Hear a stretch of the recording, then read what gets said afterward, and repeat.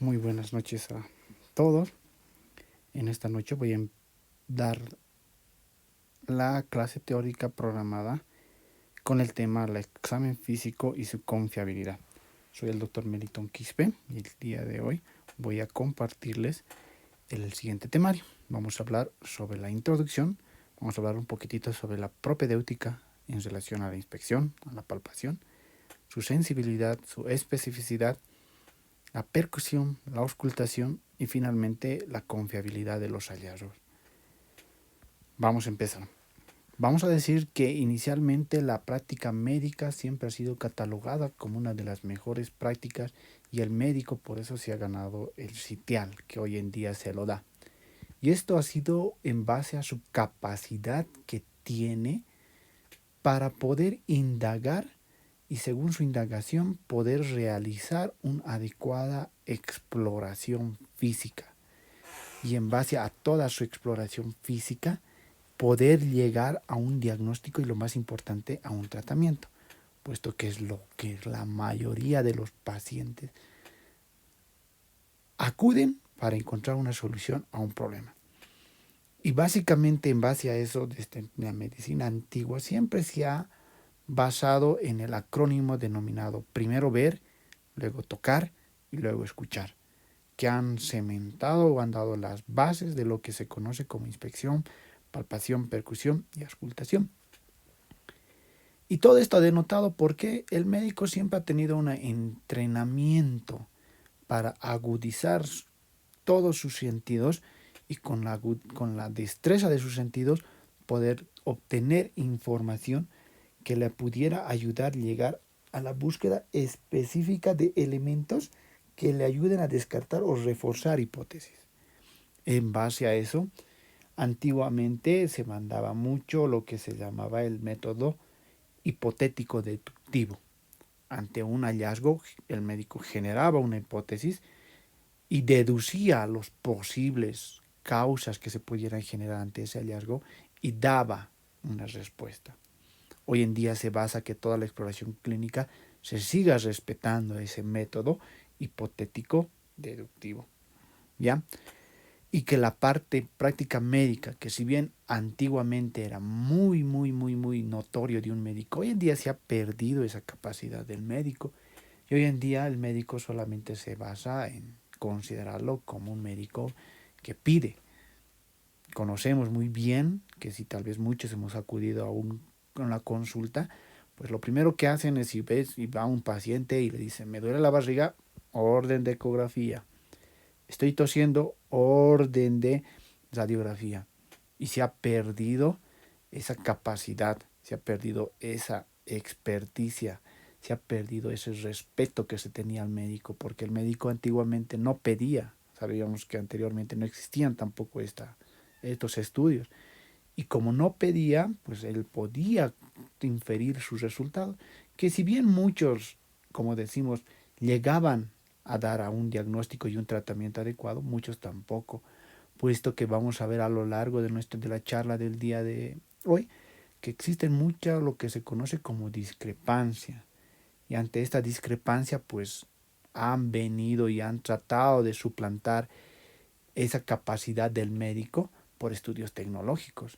Pero hoy en día, de igual manera, como hay discrepancia en la exploración física, también existe mucha discrepancia en los estudios complementarios. Y las recomendaciones por todas las sociedades a nivel mundial siempre van a ser que trates de afianzar tecnología y conocimiento clínico para llegar a un diagnóstico y así obtener mejores resultados con respecto a la deducción o a la formulación de un diagnóstico y tratamiento. Por eso la propedéutica se basa nuevamente ha cobrado su nombre y se trata de enseñar metodológicamente y metódicamente técnicas que se puedan dar para que el paciente o el entrenado o el médico de pregrado pueda mejorar su capacidad. En este caso, la inspección siempre se va a basar en mirar. Y con el simple mirar podemos determinar ciertas características, ya que la inspección inicia desde el momento en el contacto con el paciente, que si bien puede ser cuando el paciente se acerca hacia el médico, como cuando ingresan a una consulta externa, o cuando el médico se acerca al paciente, como cuando un médico va hacia la cama donde un paciente se encuentra internado. Tanto desde ese primer contacto, pues la inspección continúa a lo largo de la anamnesis y concluye en el momento en el que el paciente se despoja de sus vestimentas para realizar la palpación, la percusión y la auscultación. E inclusive durante ese proceso todavía se sigue utilizando la inspección. La inspección como general decíamos es mirar, y el mirar solamente se lo puede hacer de una manera general o se lo puede hacer de una manera segmentaria. General decimos cuando miramos de manera grande las cosas. ¿Y qué podemos mirar de manera general? Podemos ver la constitución, gordos, flacos, normales, aunque no existe una definición paranormal, si lo han visto cuando han llevado la parte del biotipo, el estado de nutrición, cómo se encuentran las masas musculares, los tríceps, los bíceps, las bolas de Bichat, que determinan, bueno, pueden inferirse como un estado nutricional, cómo se encuentra el color, el estado de la piel, la distribución pilosa de los cabellos en su característica androide y ginecolis para varones y mujeres respectivamente, si en la piel existen algún tipo de lesiones, sean estas primarias, sean secundarias, colores de hipopigmentaciones o hiperpigmentaciones generalizadas, localizadas, como en el caso, por ejemplo, de Michael Jackson, que tenía una coloración antigua, pero padecía de vitíligo, y este vitíligo se hizo generalizado y tomó un color blanco. Podemos determinar la actitud con la que el paciente viene. Sabemos que puede ser la actitud pasiva o puede ser activa. Pasiva es cuando él adopta esa posición por manera de calmar el dolor, o es activa por la que le obligan a estar esa posición. La marcha, si viene titubeante, tambaleante, cojeando, arrastrando, que nos pueden dar una inspección general de la gravedad del cuadro, nos pueden dar una impresión general de cómo está el paciente en ese momento.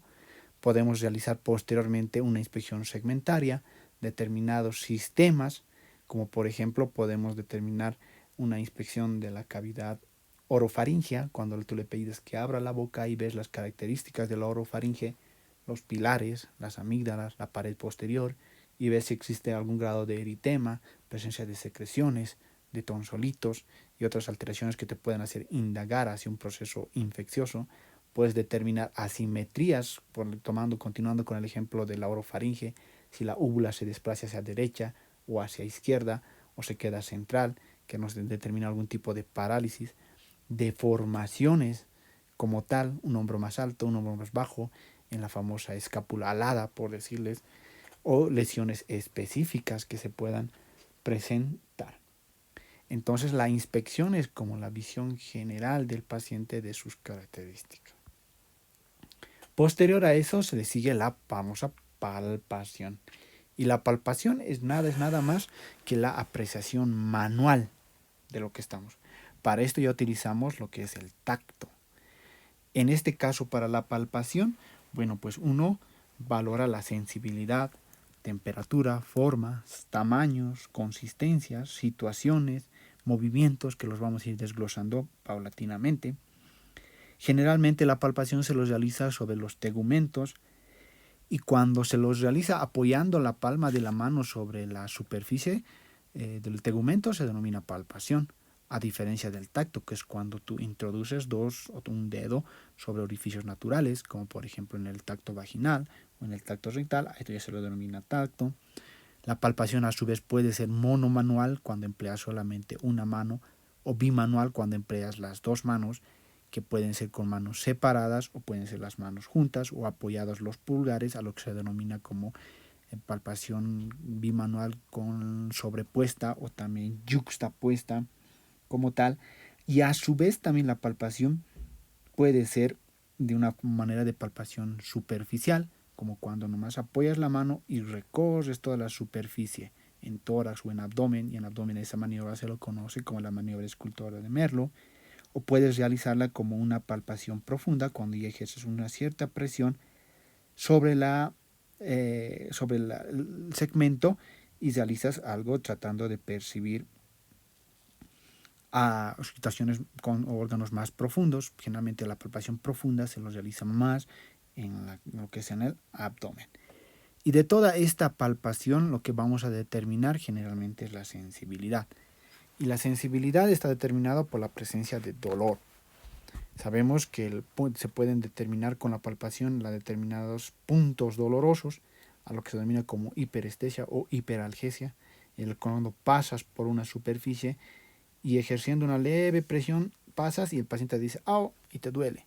Y puedes determinar con la palpación tanto a nivel de tórax, a nivel de los piernas, brazos, abdomen, determinados puntos dolorosos que se puedan presentar, que pueden ser generalizados, como por ejemplo existen pacientes que tienen dolores generalizados, que toques lo que toques le va a doler, o solamente puede ser focal, que le toques un determinado espacio intercostal, por decirles, y genere dolor ese espacio intercostal, por lo cual la palpación de la sensibilidad puede ser focal o puede ser generalizada. A su vez, se puede determinar puntos gatillo. ¿A qué se denomina puntos gatillo? Que son áreas que expresan una mayor sensación de dolor. Es palpas y encuentras, te dice, ay, parecitos me duele.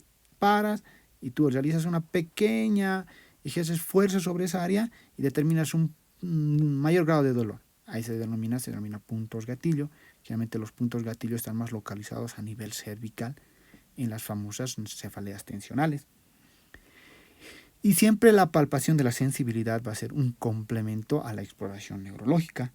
En la exploración neurológica tenemos la valoración de la sensibilidad superficial, que está dado por la sensibilidad táctil y dolorosa, y la sensibilidad profunda, por lo que se denomina como parestesia o la presencia de dolor profundo, que van a ser más explorados en la parte neurológica. La temperatura como tal podemos llegarla a palpar apoyando la mano sobre la frente o sobre el cuello. Otros recomiendan que para la palpación sabemos que la palma de la mano siempre está caliente a diferencia del dorso. Otros te piden que apoyes el dorso de la mano sobre la frente o sobre el cuello para detectar incrementos de la temperatura normal. Sabemos que para esto sí o sí se tiene que corroborar el hallazgo con la medición, con un termómetro. Pero las variaciones de la temperatura pueden ir para incremento de la temperatura o para descenso de la temperatura. ¿Ya? Sabemos que de 37.2 para 38 es considerado como febrícula y por encima de 38 es considerado como fiebre. Pero esto se tiene que corroborar con la medición como tal. Y siempre un incremento de la temperatura generalizada es considerado como fiebre. ¿Ya? Pero pueden existir incrementos de la temperatura también focales. En este caso conocemos la famosa tríada de Virchow, calor, rubor, dolor, en donde cuando el calor es cuando tú pasas la mano sobre una superficie, por decir es la pierna, y ves que ese lugar está caliente la pierna. Generalmente cuando se presentan procesos infecciosos o procesos traumáticos que causan inflamación, y la inflamación se va a expresar como aumento localizado de la temperatura. En este caso se pueden determinar procesos inflamatorios localizados o infecciosos como tromboflebitis, erisipelas, celulitis o inclusive cuando palpas y sientes aumento de la temperatura a nivel de las articulaciones, en la famosa artritis. Y todo lo contrario, puedes palpar que el paciente está frío cuando detectas disminuciones de la temperatura. Y lo más frecuente es cuando una persona te da la mano y tú tocas la mano y se encuentra frío. En este caso tú indagas y ves que está más frío de lo normal, como por ejemplo se pueden presentar estas alteraciones en el famoso fenómeno de Raynaud o la enfermedad de Raynaud, que es un vasoespasmo periférico que produce una disminución de la temperatura a nivel distal, o en oclusiones arteriales, que también se puede presentar este tipo de hallazgos.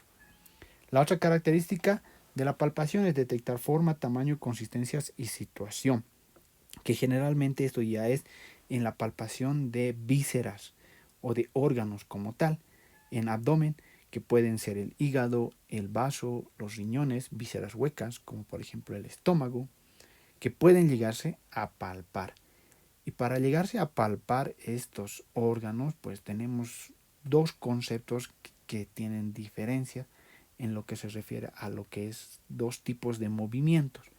Uno son los deslizamientos y el otro es el tanteo.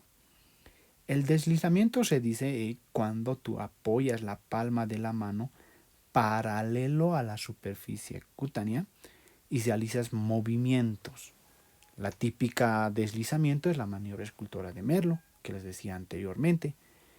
A esto se le conoce como deslizamiento. No ejerces ningún tipo de movimiento más que mover la palma de la mano juntando los dedos sobre toda la superficie que vas a palpar. A diferencia del tanteo, al tanteo se le dice cuando tú apoyas lo que es la muñeca sobre la superficie de la piel y realizas una leve flexión de los dedos y posteriormente realizas movimientos de flexión-extensión, flexión-extensión, flexión-extensión de los dedos.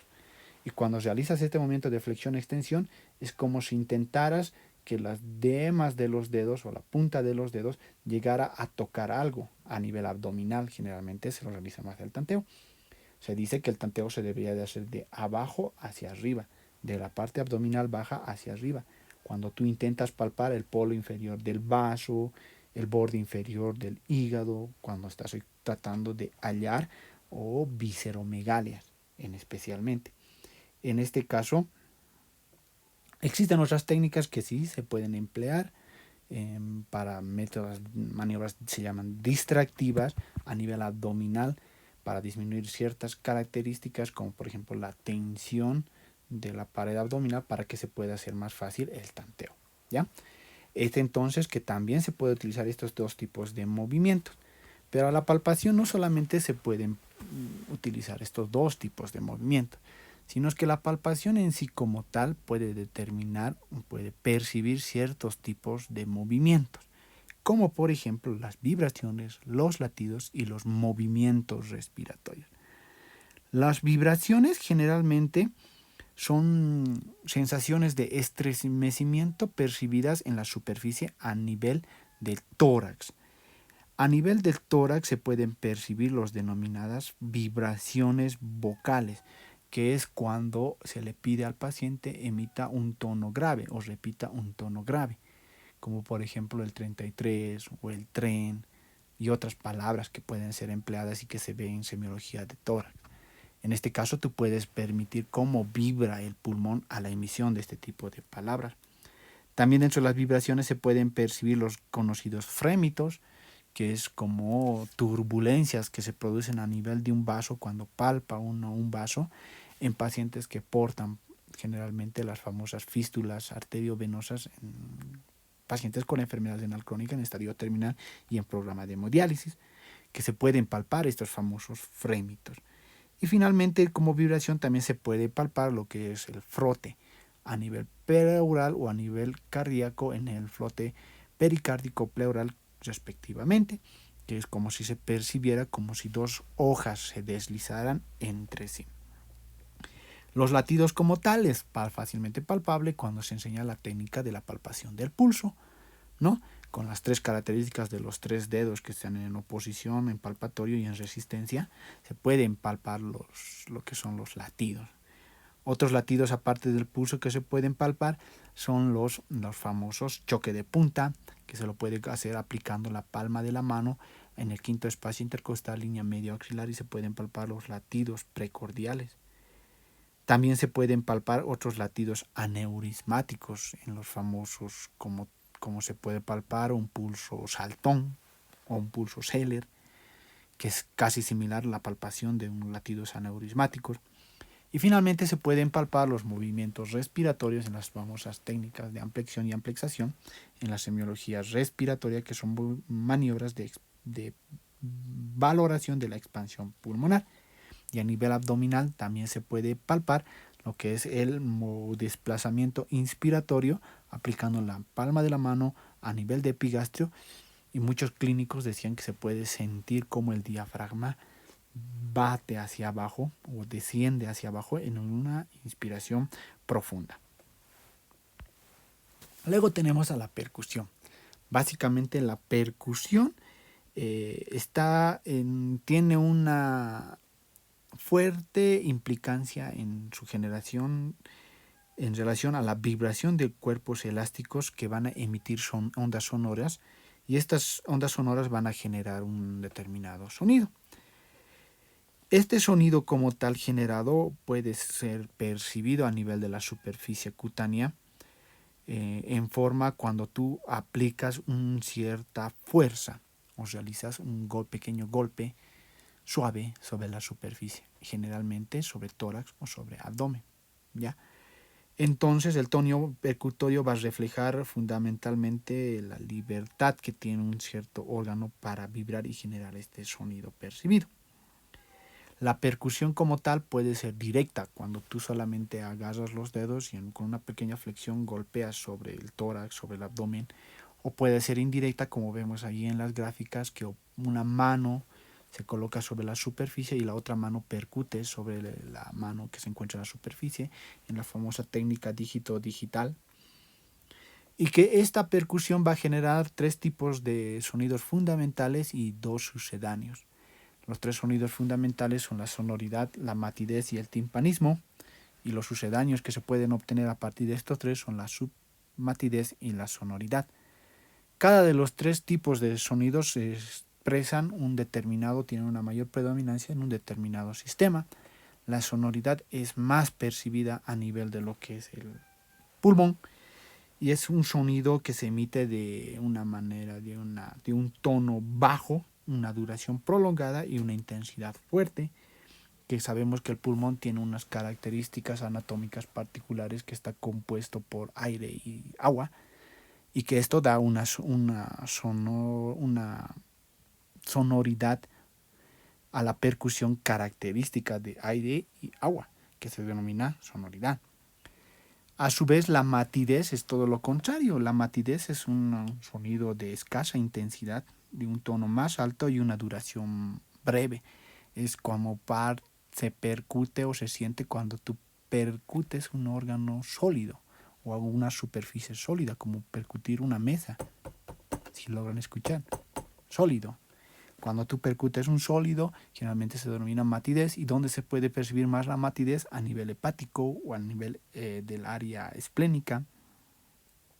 Generalmente está generada por la percusión de órganos macizos, como les decía anteriormente, y también pueden generar sutilidad cuando son percibidas en áreas donde es considerado patológico, como por ejemplo decíamos a nivel pulmonar predomina la sonoridad. Pero si tú percibes la matidez a nivel de percusión, con la percusión a nivel pulmonar, pues puedes inferir que mayor se ha consolidado o se ha condensado esa área del pulmón para que genere este tipo de sonido. Puede ser catalogado en las famosas condensaciones propias de las neumonías o los famosos derrames pleurales, que pueden producir cambio de esta sonoridad por matidez a nivel pulmonar. Todo lo contrario es el timpanismo, que es un sonido musical de intensidad más superior a los anteriores y tiene una mayor duración. En este caso, normalmente se lo percibe percutiendo en órganos con contenido más de aire que de líquido. En este caso es como si percutieras algo como un globo y sientes un sonido más musical, como si fuera un bombo o un tambor, ¿no? Que sabemos que tiene una membrana y es aire lo que tiene por debajo, es similar lo que se percute en el timpanismo. Pero este timpanismo, al igual que puede ser normal a nivel de lo que es el espacio gástrico, o lo que se denomina como el espacio de Traubeu en las áreas de Cronin a nivel pulmonar, que expresan este sonido característico de timpanismo, también puede revestir patología si se lo llega a percibir a nivel de abdomen, por ejemplo, que sabemos que no es la sonoridad del timpánico, que si bien se puede percutir, como vemos en la gráfica, de un abdomen bien distendido, y si tú percutes timpanismo vas a expresar que hay indirectamente aire, y cuadros que provocan así mayor predominancia de aire son los cuadros de oclusiones intestinales o suboclusiones intestinales, que puedan producir mayor sonoridad timpánica como tal. A nivel pulmonar también se puede percutir timpanismo, hoy más conocido como hipersonoridad, en cuadros como por ejemplo el famoso neumotórax, en donde sabemos que el pulmón pierde esa característica de aire y agua y solamente se vuelve aire. Puedes percutir ese sonido, ese sonido de características más musicales, y pueden producirse también en patologías como por ejemplo en los enfisemas o en pacientes asmáticos, en donde la hipersonoridad ya está manifestada por esa presencia de timpanismo en un área que les decía anteriormente tiene características de aire y agua. Y la submatidez es una variación del propio del sonido mate como tal, en donde este se vuelve de un tono más grave y tiene una mayor sonoridad. Y se va a encontrar en zonas del pulmón con menor areación, como por ejemplo en áreas atelectásicas o igual manera en lugares que tengan condensaciones, y generalmente estos sonidos son considerados más patológicos, tanto la submatidez como la hipersonoridad, porque no tienen una representación directa de un órgano que la pueda llegar a producir. Luego tenemos a la auscultación. La auscultación básicamente es la apreciación con el sentido del oído. Y la auscultación tiene una larga historia que, a diferencia de los tres anteriores, para la auscultación sí se tiene que emplear un instrumento, en este caso tanto fonendoscopio o estetoscopio, para su realización. Les decía anteriormente que para lo anterior son los sentidos, pero para este sentido, que es el sentido del oído, básicamente necesitamos instrumentos. Desde 1816, donde el doctor Laennec apoyaba su oreja sobre los distintos órganos para poder auscultarlos, se han ido generando otros instrumentos para disminuir este tipo de contacto, y se han utilizado lo que se conocía en la parte obstétrica como el fonendoscopio de Pinar, que era como un tubo, y como vemos en la gráfica, que se apoyaba el tubo en un extremo sobre la superficie del paciente y el otro extremo llevaba hacia el oído, y se trataba de esta manera de percibir los sonidos que se puedan ser generados a este nivel. Y podemos ver que a partir de 1816, 1820 hasta el 1950, en donde ya se empieza más o menos a estandarizar las características de un fonendoscopio normal, han existido muchas variaciones y hoy actualmente aún existiendo muchas variaciones. Vamos a ver que existen fonendoscopios con mayor predominancia para sistema cardíaco, muchos fonendoscopios para predominancia respiratoria y así sucesivamente. Pero básicamente todo fonendoscopio tiene tres partes, y una parte es la receptor, la otra parte es el tubo y finalmente tiene las ojivas auriculares. El que tiene más variación es la parte receptora, porque en la parte receptora se puede tener dos características, que puede ser una campana como tal, que es como su nombre dice, una campana que está libre y solo tiene bordes, y una diafragma o una membrana, que puede ser que es como la campana recubierta o tapada. Ahora, ambos instrumentos o ambas formas tienen sus diferenciaciones en cuanto a su característica en la cual se llega a percibir el sonido. Se dice que la campana es más alta para la auscultación de sonidos de baja frecuencia, como se los utilizaba para la palpación de los ruidos cardíacos.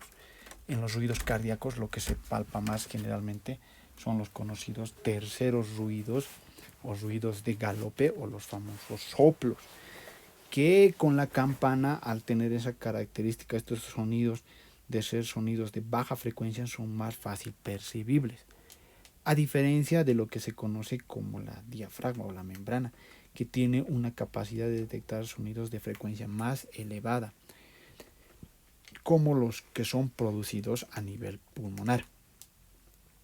En este caso, la campana siempre está recomendada para auscultar sonidos cardíacos y el diafragma para auscultar sonidos respiratorios. Pero también existen algunas otras consideraciones, como por ejemplo, si tú ejerces más presión con la campana, puedes generar que la piel funcione como un diafragma. Generas una mayor presión y la campana se cierra herméticamente sobre la piel y generarías que la piel se torne como una función de diafragma y poder captar sonidos de frecuencias más altas. Habrá que tener consideraciones mucho en cuanto a estos tipos de variaciones que se pueden generar en la auscultación, tanto en la campana como en la membrana, ya que sabemos que normalmente el oído humano percibe sonidos que van desde los 16 hasta los 220, hasta los 20.000 ciclos por segundo, y que la franja óptima de oído está entre los 500 y los 400 Hz. pero la mayoría de los sonidos generados a nivel del organismo están por debajo de los 500 o inclusive por debajo de los 400 Hz, o sea, son sonidos más suaves, lo cual hace que puedan existir variaciones en cuanto a su percepción. Y esta percepción, por eso se necesita un entrenamiento, una capacidad de auscultar para poder identificar, porque es muy difícil enseñar la auscultación si no se tiene una suficiente casuística en cuanto a la percepción de un determinado sonido, ya que todos los sonidos a los que se hace expresan determinadas características normales o patológicas vienen de sonidos que se producen a nuestro ambiente. Por ejemplo, si tú soplas, como por ejemplo, como ahorita estoy soplando, a eso se denomina soplo. Y si tú con un fonendoscopio auscultas corazón o pulmón y vuelves a escuchar ese mismo sonido de eso se denomina soplo. Si por ejemplo este es un silbar y tú escuchas el mismo sonido a nivel pulmonar, vas a decir que es una sibilancia. O si escuchas roncar y cuando auscultas también tiene esas características, vas a decir que es un roncus. Vas a percibir o vas a poder extrapolar los sonidos que se puedan presentar a tu alrededor como patológicos o normales por su onomatopeya que se puedan dar a nivel externo. Por eso es muy importante la capacitación para percibir, ya que vamos a repasar cuando llevemos semiología respiratoria y cardíaca que existen muchas variaciones, frémitos, clics, reforzamientos, desdoblamientos y características que, como les digo, se presentan según la onomatopeya de lo que circula alrededor. Pero para esto se necesita mucho entrenamiento. Generalmente hoy en día lo más recomendable para la auscultación es la utilización de un estetoscopio biauricular. ¿Ya? Y debe tener características del medio ambiente porque siempre se debe auscultar en un ambiente silencioso, en un ambiente tranquilo y con una temperatura adecuada para la percepción y primero para el aprendizaje, porque cuando ya eres un poco más entrenado puedes lograr a percibir el sonido con tal vez un poquito más de inferencia, pero que vamos a ver anteriormente, todas estas características de percepción del ambiente pueden ser considerados como discrepancias al momento de analizarlas. Ahora, en la teoría de la auscultación pues se conoce, ¿no? Y sabemos que el sonido como tal tiene una característica de regularidad y de ondulación igual, ¿no? Se producen las ondas que subimos, que son como si fueran ondas, que tienen una regularidad entre su distancia de cada onda, y a este tono como tal de regularidad y ondulante se denomina tono fundamental. Pero si se sigue manteniendo ese tono fundamental y se asocian otros sonidos, a eso se le denominan sobretonos armónicos, sonidos generados sobre un tono fundamental que se están sumando, y al conjunto de esos sonidos, sobretonos y tonos, se denomina como sonido. Es como cuando escuchamos a una guitarra y un bajo, digamos la guitarra es el tono fundamental y a ese tono fundamental se le asocia el sonido del bajo, que puede ser considerado como un sobretono, y entre guitarra y bajo van a generar un sonido. Pero si escucháramos que bajo y guitarra están tocando una misma melodía, una misma armónica o un mismo tema, pero si escucháramos que la guitarra toca otra cosa y el bajo toca otra cosa, a estos sonidos ya irregulares y desiguales, formados por dos sonidos no homogéneos, sino heterogéneos, se lo conoce como ruido. Es como cuando les decía, escuchamos tono y guitarra y bajo, pero tocando ambas cosas y vamos a escuchar bulla, ¿no? Lo que conocemos tradicionalmente, ¿no? A esto se lo denomina ruido como tal. Y lo mismo puede ser percibido a nivel de nuestro organismo. El corazón tiene un tono y un sobretono, sístole y diástole, que onomatopéyicamente es el famoso loop-dup, loop-dup, loop-dup. Dos sonidos, ¿no? Un tono fundamental y el sobretono, y que generan un sonido. Pero si a este sonido se le genera del loop, dup, le estamos asociando algo irregular, que no mantiene esa calidad, se lo denomina soplo. ¿Ya? Pero ya, No vamos a entrar en detalles y esto lo van a llevar un poquitito más en la parte cardiovascular. Pero sí, estas dos consideraciones se tienen que entender muy bien en lo que es un sonido y lo que es un ruido, porque todo los ruido es conocido en semiología como sobreagregados o adventicios, que también tiene, o ruidos patológicos, que pueden tener otros tipos de nombres que se los pueden denominar. Todas estas características de la propedéutica, como veíamos a rasgos generales, pueden tener sus variaciones. Y las variaciones son fáciles de determinar. Por ejemplo, cuando se enseña semiología, generalmente viene el docente, agarra un fonendoscopio, revisa a un paciente, coloca el fonendoscopio al nivel del área cardíaca y dice, miren, escuchen, este es un soplo. Y muchos de los estudiantes se van a acercar y van a ver y van a decir, sí doctor, todos van a decir sí doctor. Pero concluido la práctica, la mayoría cuando se le salga va a decir, ¿has escuchado? Y muchos dirán, sí, he escuchado como una cosita que sonaba, y otros dirán, yo no he escuchado nada. A estas variaciones que se puedan presentar entre lo que el docente te dice o lo que tu compañero te dice con lo que tú escuchas se denomina discrepancia. ¿Por qué? Los hallazgos no pueden ser 100% percibidos por varias personas o por dos personas en cuanto a su característica, ya que pueden existir discrepancias interobservadores o discrepancias intraobservadores. La discrepancia interobservadores es cuando agarras a dos personas o les digo a dos estudiantes y les mando a auscultar a una misma persona. Uno me dirá que ha escuchado sibilancia y el otro me dirá que ha escuchado ronco. Los dos no siempre van a lograr llegar a percibir el mismo sonido. Y existe esta variación. Ambos pueden que tengan la razón.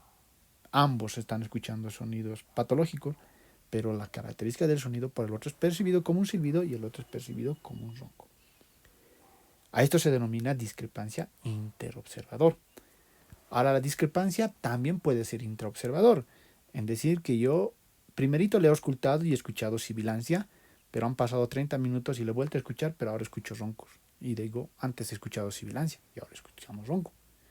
A este tipo de variaciones se denomina discrepancia intraobservador. O sea, no siempre lo que escuches vas a volverlo a escuchar como antes. Y esto es lo que tal vez ha dado lugar a desprestigio a la parte clínica a nivel mundial. ¿Ya? Y dando parte a esto es lo que ha dado pie a creer que la parte del examen físico, bueno, no tiene una sensibilidad y una especificidad adecuada a la hora de confiar en sus resultados. Se han dado una serie de estudios y una serie de análisis y miren, les voy a presentar un pequeño ensayo en relación y titulado por Rocío Olivero como importancia de la semiología médica en las adquisiciones de las competencias del médico.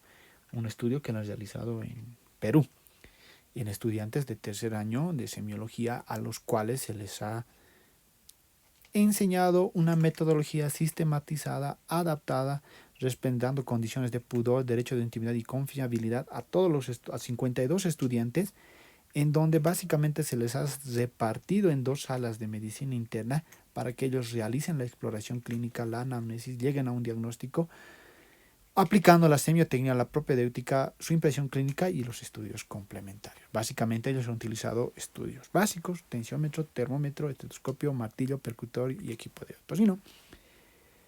Y ellos aquí han llegado a que ya cuando se los ha entrenado y se los ha capacitado, han visto que los hallazgos no eran los más importantes, pero que han concluido que el examen clínico es un método diagnóstico con dificultades en estudiantes de tercer año de la carrera de medicina. Y a partir de ese análisis, bueno, vamos a ver que ellos habían visto, y nos vamos a enfocar solamente en la casilla del examen físico porque es la importancia con respecto al tema de hoy. Y vamos a ver que de los 52 estudiantes, solamente 22 habían logrado percibir lo que sus docentes e instructores conocían acerca del hallazgo de los pacientes, pero 30 habían quedado en suspenso. no sabían si lo que escuchaba correspondía a un soplo, a un frémito y demás características que se puedan presentar a nivel cardíaco, respiratorio, neurológico y demás. Y esta diferenciación primero levantó los cabellos a los docentes porque no se estaba tratando no se podía uniformizar la enseñanza de la semiología a los 52 pacientes, puesto que veían que solo 22 tenían esa capacidad de describir los hallazgos, pero 30 no. Entonces, ¿qué habían indagado? Que primero, la enseñanza de la semiología es un tema aún muy discutido, que todavía tiene muchas cosas en favor y muchas cosas en contra en cuanto a su interpretación, en cuanto a su aplicabilidad y en cuanto, lo más importante, a su interpretación. Y que estas características deberían de irse modificando y se deberían mejorando. Y dentro de las recomendaciones ellos proponen una metodología de semioterapia que tal vez en alguna otra oportunidad podemos compartir. Pero no solamente implicaba la apreciación, sino como hoy en día mucha medicina está basada en la evidencia y lastimosamente la evidencia tiene mucho apoyo de las matemáticas. Las matemáticas han entrado y a pasar de los años se está quedando con los médicos. A pesar de que antiguamente se decía, a mí no me gusta matemática, física ni química, estudio medicina. Hoy en día ya es todo lo contrario. Si no sabes matemática, nunca vas a poder aprender lo que se denomina medicina basada en la evidencia. ¿Por qué? Porque ante tanta variabilidad de la exploración de los hallazgos y de la interpretación de lo que se pueda obtener por nuestros 5 sentidos, pues se tiene que llegar a alguna forma de unificar y de disminuir esa coincidencia o ese azar. ¿A qué me refiero al azar? En que 5 estudiantes de medicina coloco, yo como docente instructor sé que ese paciente tiene timpanismo a la percusión, y de los 5, 2 me dirán que tiene timpanismo y 3 me dirán que no tiene nada. Pero de esos dos, uno sabía que era timpánico y el otro le ha acertado solamente por escucharle a dicho timpanismo, o simplemente se le ha ocurrido que decir timpanismo y lo ha dicho timpanismo. Entonces eso se llama al azar. ¿Y cómo se propone estandarizar y disminuir esta discrepancia del azar? Estadísticamente se lo plantea con el famoso índice de Kappa o coeficiente de Kappa, que es una forma aritmética en la cual se pueden aplicar ciertas fórmulas para llegar a un puntaje, y ellos plantean dentro del puntaje entre un rango de 0 a 1. Si el valor obtenido de una prueba es menor a 0, es coincidencia, es azar. Si el valor obtenido con esta prueba es mayor a 1, existe una coincidencia perfecta, no es al azar. Esto es un hallazgo objetivable. Y se han dado los métodos, se han dado el tiempo, y como vemos ahí en el cuadro, de sacar un coeficiente kappa para distintas características o distintos hallazgos. Miren, marcha normal de 0.1 a 0.52. El pulso periférico presenta ausente de 0.52 a 0.9 en un índice de Kappa, en donde ellos interpretan que un índice de Kappa que va de 0 hasta 0.2 indicaría que tiene una coincidencia débil, de 0.2 a 0.4 una coincidencia regular, de 0.4 a 0.6 una coincidencia moderada, de 0.6 a 0.8 sustancial, y casi de 8 a 1 casi perfecta, pero vemos que ningún hallazgo tiene un índice de Kappa mayor o igual a 1, cuando existe una coincidencia perfecta, todos van a oscilar. Y el que tiene un puntaje máximo en cuanto a su valor, vamos a ver que es el 0.93 en la auscultación de sibilancias, y de el pulso periférico, la palpación del pulso, la presencia del pulso, que tiene un índice de Kappa de 0.92, ¿no? Y los demás vemos que tienen bajos valores, ¿no? Que las coincidencias del índice Kappa es bastante variable y que no se puede decir que un hallazgo es patognomónico de los valores que se puedan, de los que se pueda llegar a percibir, ¿ya? Y justamente es porque existe mucha discrepancia. Ahora, dentro de la discrepancia, como tal, pueden deberse a tres caracteres fundamentales. Discrepancias a nivel del examinador, discrepancias a nivel del examinado y discrepancias a nivel del examen como tal. Pero aparte de la discrepancia tenemos que conocer otros dos conceptos, que es la exactitud y la concordancia o la coincidencia. A la exactitud es definida como la fidelidad de una observación clínica respecto al estado clínico real del paciente. Exactitud es que la temperatura está por encima de los 38 grados. Es una exactitud. Tú agarras y le dices, está con fiebre, toman el termómetro, 38 grados, fiebre. Exactitud. Es la fidelidad de una observación clínica. La concordancia es cuando dos médicos revisan al mismo paciente y coinciden en la presencia o la ausencia de un signo. Lo que les decía anteriormente. Le dices, abra la boquita, ves con una linternita, ves rojo. Viene otro médico, abre la boquita, ves rojo. Ambos coinciden que existe eritema. Eso es concordancia, cuando ambos médicos han podido constatar el mismo hallazgo. Y la discrepancia que les decía anteriormente es cuando uno le dice, abre la boquita, abre la boca, rojo, el otro viene, abre la boquita, no es rojo, discrepancia. Uno dice que está rojo y el otro que no está rojo.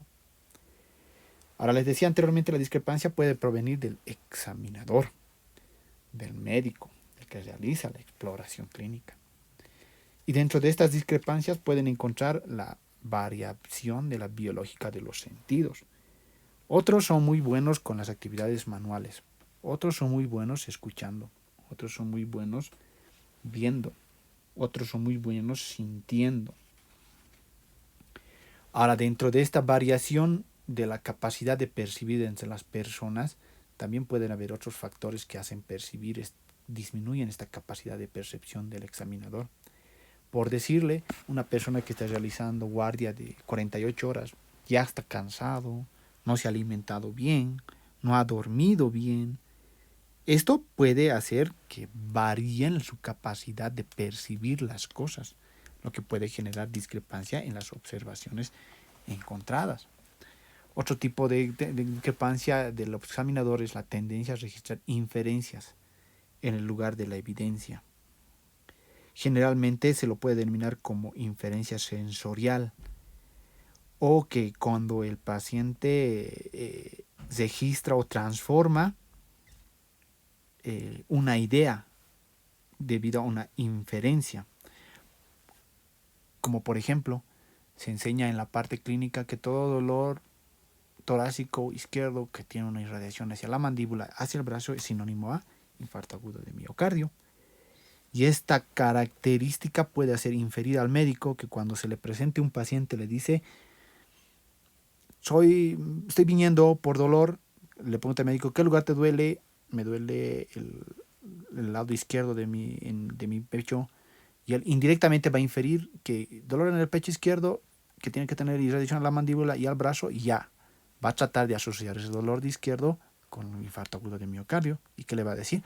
El dolor se te va a la mandíbula, se te va al brazo, y va a tratar de asociar esa relación con un infarto agudo de miocardio.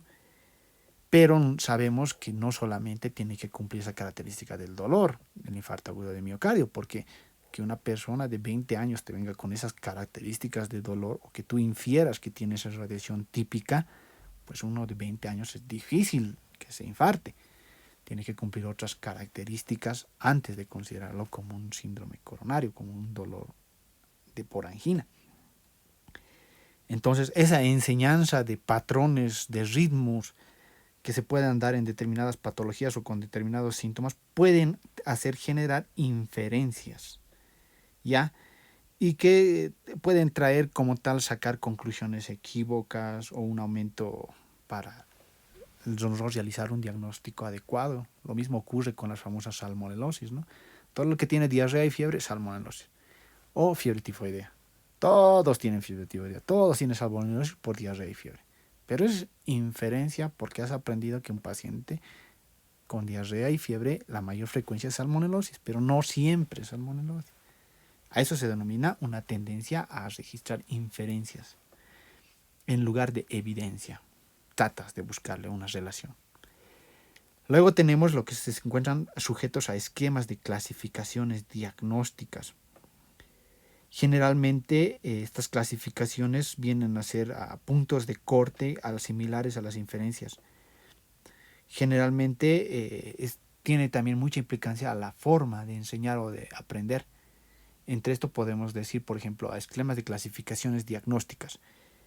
A todo paciente que tiene sibilancias, que está respirando con dificultad, esto es igual a obstrucción de vía respiratoria. Esta memotecnia, al igual que son esquemas de clasificación, pues lo vas a sacar y lo vas a tratar de inferir y darle una clasificación a su síntoma que el paciente presenta. El otro es el atrapamiento por la expectativa previa. Siempre el médico, en este caso, va a tratar de desear o va a esperar que el paciente te diga una característica de un dolor típico para hallar una enfermedad. En este caso, ya como decíamos anteriormente, no se lo puede catalogar inmediatamente, por decirles, el atrapamiento por la expectativa. Sabemos que el diagnóstico de hipertensión arterial es la medición de más de 2 veces de la presión arterial. Pero ¿qué es lo que hacen muchos médicos? Pues viene a su consulta, les registra la presión arterial, 140/90, igual hipertensión. En ese momento el paciente ya lo está determinando, bueno, el médico ya lo está determinando como hipertensión, pero sabemos que para esto existen más de 2 mediciones, que el paciente que el médico no ha revisado los controles anteriores de la presión arterial y que directamente ha tenido una expectativa previa de hipertensión arterial o ha tenido una medición de previa anterior y no está tratando de indagar otras características que se puedan haber encontrado. Lo mismo ocurre con el famoso tercer ruido. Vemos a un paciente que se encuentra edematizado, con ingurgitación yugular, con disnea, tú lo asocias con insuficiencia cardíaca y colocas el fonendoscopio y dices, aquí hay tercer ruido. Pero el tercer ruido tú lo estás infiriendo como hallazgo del diagnóstico de insuficiencia cardíaca. Ya, ese es el atrapamiento por la expectativa, que son discrepancias que se pueden producir en el examinador. Las discrepancias que se pueden producir en el examinado, básicamente, están relacionadas a las variaciones biológicas que también se pueden presentar en el examinado. Si sabemos por las clases previas de biotipos, sabemos que existen 2 tipos predominantes, los brevilíneos y los longilíneos. Los brevilíneos son los pacientes pequeñitos y porque por anatomía tienen el corazón más echado, más apoyado sobre el diafragma, y los longilíneos por anatomía tienen su corazón más péndulos, más verticales, a diferencia de los longilíneos que son más horizontales. En todo caso, lo que se enseña en semiología, los puntos auscultatorios, pues uno siempre va a tratar de buscar el latido en área mitral, en el quinto espacio intercostal, línea media clavicular. Y si no lo auscultas a esto, pues te va a entrar una variabilidad o una discrepancia de decir no escucho nada, pero había sido una persona longilínea y el latido en este caso lo vas a escuchar en área tricuspidia antes que en área mitral. Entonces, estas variaciones biológicas de la disposición anatómica y más evidente en las famosas dextrocardias o dextromegalias que se pueden existir en algunos pacientes, pueden hacer variarte en la forma en la que tú analizas tu exploración obtenida. A esto se denomina como una discrepancia del examinado. Siempre va a existir variabilidades. Todos los pacientes no son iguales.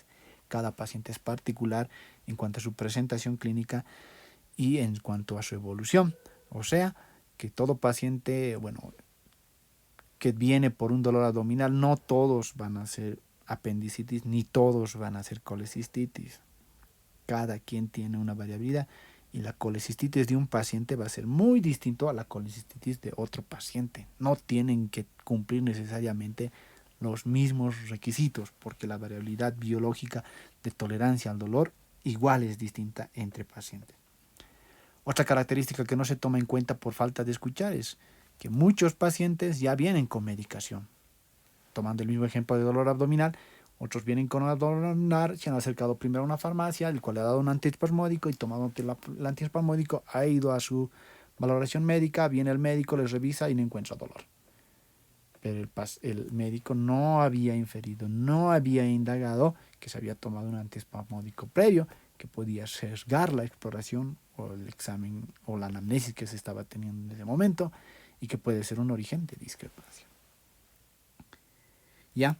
Ahora, dentro de las discrepancias en el examen, básicamente está muy referida a la forma en la que se enseña la semiología. Por eso es muy importante la metódica, ciertas condiciones que se tienen que cumplir para todo tipo de maniobra, para todo tipo de técnica empleada a semiología. Tiene que cumplirse sí o sí las metódicas. Lo que les decía anteriormente, una discrepancia del examen. Si les digo que los tonos leves son más percibidos por las campanas y las frecuencias más altas por la membrana, pues si un médico ausculta con la campana pulmón, pues está cometiendo un pecado grande, porque hemos dicho que pulmón por la frecuencia alta se escucha mejor con diafragma. Pero si todo lo contrario, un médico ausculta un tercer soplo cardíaco con la membrana, pues te hace parar los cabellos, porque decíamos que el tercer soplo solo se escucha con la campana, por las características que tiene este sonido. Estos son una discrepancia por falta de conocimiento de la técnica, de la semiotecnia como tal y de la propedéutica. Otra forma es que pueda existir una discrepancia en el examen cuando el médico no tiene una adecuada metódica para establecer la relación médico-paciente. Sabemos que en la relación médico-paciente el médico tiene que ganarse la confianza del paciente. Pero si un médico va con una conducta aprensiva, negativa, prepotente, autoritaria, difícil que establezca esta relación. Y si no establece una relación, el paciente de igual manera va a ser muy conciso, muy serio en sus respuestas y no va a llegar a obtener toda la información que debería haber obtenido. Y se genera un tipo de discrepancia por una comunicación inadecuada. Otra discrepancia en el examen es que no sepas utilizar adecuadamente tus instrumentos o no los sepas conservar. Cuando haces caer tu tensiómetro sabes que por la caída se ha descalibrado, pero si no lo vuelves a calibrar y sigues tomando con el tensiómetro en mal estado, pues todavía sigues cayendo en una discrepancia en cuanto al uso de tus mismos materiales. Y lo mismo ocurre para cualquiera, ¿no? Espirómetros, cardiógrafos. Sabemos que inclusive la variación entre los estudios complementarios también existen discrepancias. No es lo mismo una placa antero-posterior que una placa postero-anterior. Un electrocardiograma en un paciente en reposo no es lo mismo que un electrocardiograma de esfuerzo. En semiología, ¿de qué se habla? De que no existe un valor normal para una prueba. El valor se lo obtiene a partir de la exploración, de la suma, exploración más estudio complementario. Recién puede decir que algo es normal, porque inclusive las mismas pruebas tienen variabilidad en cuanto a la toma de uno o al otro paciente. ¿Y cómo se pueden disminuir las discrepancias? Para ser rápido, se debe adecuar el lugar del examen. Ya les decía, no es lo mismo explorar a un paciente sentado que explorar a un paciente echado con una adecuada temperatura en un ambiente tranquilo y silencioso, como se recomienda para las distintas técnicas a emplearse. Se debe corroborar los hallazgos clave, se debe siempre pedir una segunda opinión, decir, yo escucho estertores, estoy todavía en formación, yo escucho estertores, pero le pides a tu compañero y le dices, por favor, ¿le podrías auscultar? Escucho algo normal. Tu compañero viene y ausculta y dice, hay estertores.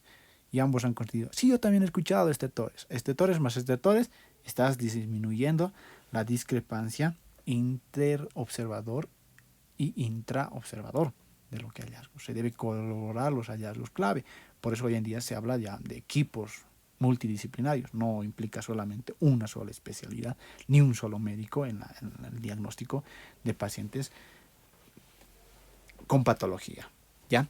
Registrar tanto la evidencia como la inferencia para disminuir la discrepancia intraobservador, de revisar las cuantas veces puedas al mismo paciente.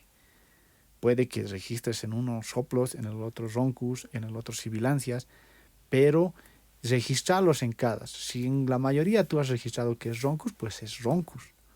Si en la mayoría has registrado que es sibilancias, pues es sibilancias.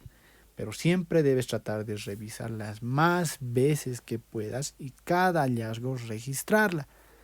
Y registrando, pues con los datos obtenidos recién lugar a tomar una decisión. Utilizar auxiliares técnicos. Si tú sabes que el diagnóstico de neumonía es clínico radiológico, ante la presencia de un síndrome de condensación pulmonar, corroborarlo con la radiografía antes de decir neumonía. No agarrar y ocultar estertores, disnea y tos y decir es neumonía.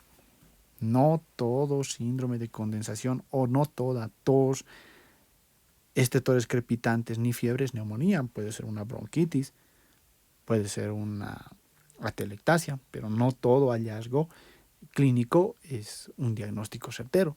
Por eso inclusive van a aprender que muchas patologías el diagnóstico siempre es clínico, imagenológico o clínico laboratorial. Por eso se debe utilizar auxiliares técnicos dirigidos y hallar hallazgo del examen más el hallazgo físico. Intentar una interpretación independiente, lo que les decía anteriormente. No todo paciente que tiene estertor es neumonía, ni toda opacidad en radiografía de tórax es neumonía. El paciente y los hallazgos es independiente. La clínica de un paciente con neumonía jamás va a ser igualita a la clínica de otro paciente con neumonía. Ambos tienen sus variaciones en cuanto a sus características, por lo cual la interpretación debe ser independiente de ambos pacientes y siempre se debe aplicar la práctica médica. No queda más, tanto para cirujanos como para médicos, que aprender una técnica de gemiología y aplicarla. Repetirla, repetir la misma técnica, repetir la técnica, repetir la técnica, repetir la técnica para poder tener el famoso ojo clínico. No existe nada más grande en la medicina que el poder tener la posibilidad de revisar y volverle a revisar al paciente hasta que tengas la experticia. Todos los médicos jóvenes, pues estamos obligados a realizar esta práctica. Ya cuando seamos adultos mayores y tengamos un recorrido por encima de 30 años de práctica médica, podrás decir solamente tengo el ojo clínico y solamente de verlos decirle tiene neumonía. Pero mientras no hayas tenido esa práctica de por lo menos 30 años, o inclusive otros dicen más años, en cuanto a aplicar tu técnica semiológica para obtener e interpretar tus datos, pues estamos en un error grande. Los médicos tenemos que volver a obtener esa categoría y esa responsabilidad de poder utilizar todo nuestro arsenal de científico para poder ganarnos nuevamente la confianza y no poder caer en la mala praxis. Básicamente, pues tenemos que aprender semiología, tenemos que aprender clínica, porque todo se basa en clínica y todo se basa en la capacidad de poderlas interpretar. No existe médico y por eso, gracias a Dios, hoy en día ningún robot puede reemplazar la praxis médica, porque jamás va a tener esa capacidad de raciocinio, esa capacidad de asociación que puede tener una persona viva. Y es lo que todavía nos está haciendo perdurar a los médicos como una profesión que está lejos de ser reemplazado por las máquinas. Esto es lo que tenía para compartirles el día de hoy.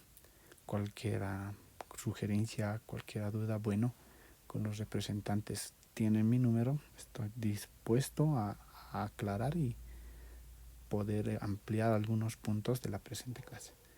Bueno, muchísimas gracias. Me despido. Hasta otra nueva oportunidad.